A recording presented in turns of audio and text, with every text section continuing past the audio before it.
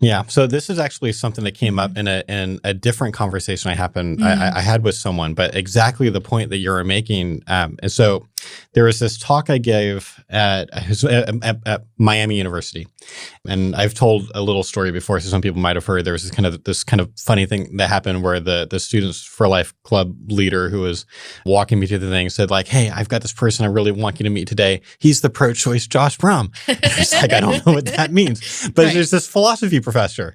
I don't remember his name at the moment, but but I met him and he was a super nice guy. I so want to hang out with him more if we're ever in town.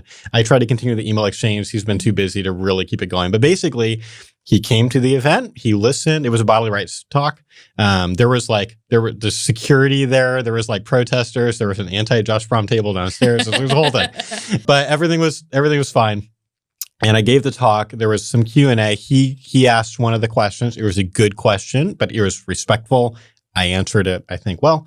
And then after the talk, they basically said, and this I've never experienced before, is like, hey, in the room next door, we've set up cookies and punch and like hot chocolate and stuff like that. And so anyone who wants to come and mingle, Josh will be there too, kind of a thing. And so I think a lot of Students for Life Club kids came hey, hang out with Josh. But frankly, I ended up spending most of my time with that philosophy professor and this other pro-choice student that came. And then basically these pro-life students just kind of watched for 2 hours or so, or maybe it was an hour. I don't know. It was a long time as we all talked about different things. And me and this professor, we actually spent a lot more time not talking about abortion, but more talking about things like criminal justice reform.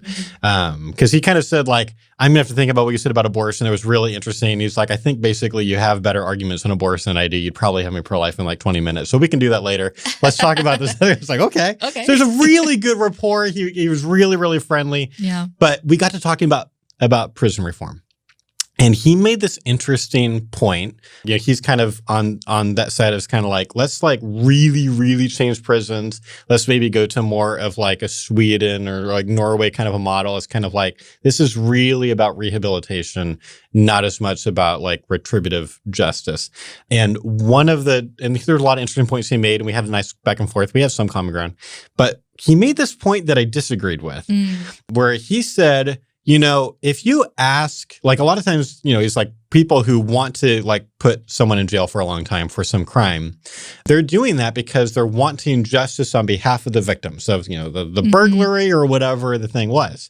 But he says, actually, if you, especially even some of the real, the capital crimes, if you ask the victim's family, after a murder or something, do you want this person executed or do you want something less? He's a lot of times the family wants more mercy given than what the courts or the prosecutor or whatever wants to give. And so he said, we should really take into account the way people emotionally feel, what is it that they want to have happen? Yeah. Because a lot of times they want to have mercy.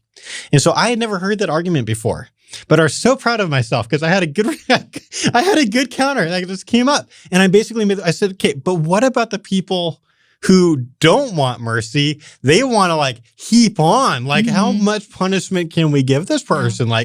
I don't think you want to bring their emotions and have that direct everything. So are you saying we should only have it be the merciful people, their emotions directed? And if not, how do we make that work? And he was like, I haven't thought about that. That's a really interesting point. I'm going to think about that and get back to you. But that's kind of the point is hey, yes, I don't want to be let's all be robots. Let's take emotion completely out of it. It is good for us watching the Epstein documentary or whatever to feel a lot of emotion, to feel rage about what was being done and how catastrophic and how many people were being harmed. Yes, but it shouldn't be purely emotion either. There needs to also be some rubrics, some principles that we're working off of so we, end up with the right conclusions on these things.